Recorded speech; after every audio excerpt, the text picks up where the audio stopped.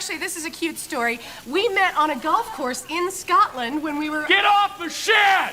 How about next Sunday, Pebblebrook? 12 o'clock tee-off time. This was a historic moment for Saturday Night Live, but not in a good way. On September 30th, 1995, Will Ferrell debuted as an SNL cast member. He became a main player and used his newfound fame to propel himself into bona fide movie stardom like so many of his castmates before him. So what's so bad about that? Well, September 30th, 1995 might have marked the beginning of Ferrell's career, but it also denoted the end of an era. It was the last time Saturday Night Live ever produced a movie star. I drive a Dodge Stratus! When Lorne Michaels first conceptualized Saturday Night Live for NBC, he envisioned a politically savvy and culturally relevant sketch comedy show that touched on the issues of the day while still standing the test of time. He needed a solid stable of comedians. By the time the show premiered on October 11th, 1975, he had found what he was looking for. The original SNL cast consisted of Chevy Chase, Dan Aykroyd, Garrett Morris, Gilda Radner, Jane Curtin, John Belushi, and Lorraine Newman. They were dubbed the Not Ready for Primetime Players as a direct response to their competition, Saturday Night Live with Howard Cosell, but in a hilarious twist of fate, it was our beloved SNL cast that would really steal the spotlight.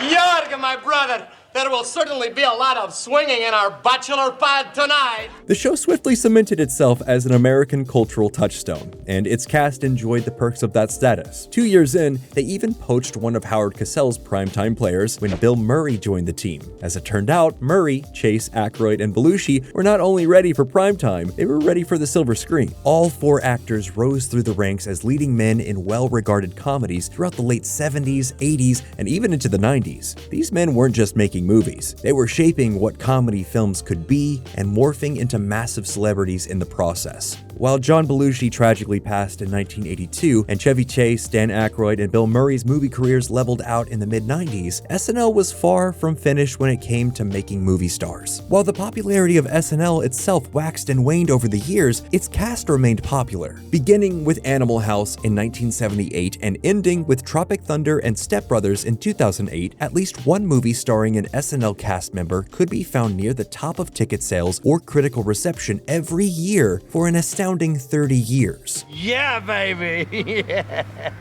And it wasn't just full cast members that found fame through SNL. Those who showed up as special guests like Steve Martin and Jim Carrey ended up as hot Hollywood commodities, meaning that even today, the show's legacy stars are still drawing crowds in movie theaters. But the key word there is legacy, because it's been decades since the culturally relevant sketch comedy show actually contributed to relevant culture.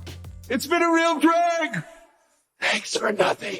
Will Ferrell was the last of the true movie stars to come out of Saturday Night Live in 1995. And with the show celebrating its 50th anniversary in 2025, it's become even more glaring just how much times have changed. If you're viewing the show through nostalgia-tinted lenses, you might be keen to say it's because it just hasn't been good for the last 20 years. But things are a little more complicated than that. Back in the show's heyday, Universal Pictures took a bit of a chance on Saturday Night Live by doing something virtually unheard of. They agreed to finance a movie based on one of the show's most iconic skits, the real-life musical act, The Blues Brothers. The movie hit theaters in 1980 and made $115 million off a budget of just $27 million. This move to the big screen helped to legitimize SNL as an entertainment institution. They're not gonna catch us. We're on a mission from God. And since rising tides lift all ships, it also legitimized its cast members' careers. Unfortunately, not all of SNL's subsequent forays into film were quite as successful. While 1992's Wayne's World was another smash hit, the majority of the show's movie catalog failed to make its budget back. 1993's Coneheads, 1994's It's Pat, and 2000's Ladies Man are particular standouts in that shameful arena. Luckily, the cast wasn't restricted to starring exclusively in SNL movies. They were free to pursue other projects, which is what many of them did. The big names in that 30-year-long golden age were relentless in their quest to make audiences laugh, and they helped to bring about a sort of comedy movie renaissance. In some cases, like with Adam Sandler, they practically created their own subgenres based entirely around their name and unique comedic style. The age of the comedy renaissance, however,